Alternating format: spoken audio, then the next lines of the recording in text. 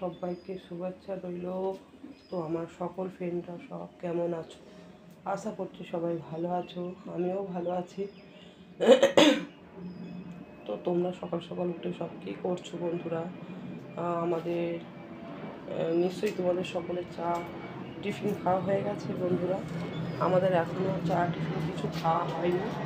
এই বৌমাকে এবার বলবো একটু চা করতে, চা খাবো। আর আমাদের এখানে দেখো এয়ারপোর্ট যাওয়ার রাস্তাটা খুবই সহজ, তাই 24 ঘন্টা প্লেন যাচ্ছে। প্লেনের আওয়াজে কান মাথা পাতার জায়গা নেই, মানে কান মাথা পাতার মতন অবস্থা নেই।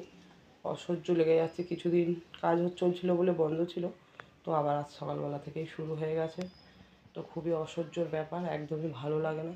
সবসময় যদি মাথার উপর থেকে প্লেন যায়, আওয়াজ একদমই ভালো লাগে না।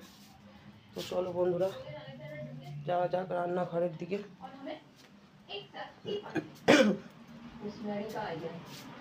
ও মা, এবার একটু চা বসিয়ে দেবো। তো বৌমাকে বললাম একটু চা করতে, চা খাওয়া যাক সকাল সকাল, তারপরে কি হয় টিফিনের ব্যবস্থা দেখা যাক। তো আমাদের সব ঘরগুলো মোটামুটি পুটিং করা হয়ে গেছে, পুট্টি করা হয়ে গেছে। এই ঘরটা এখনও বাকি রয়েছে, হয়নি।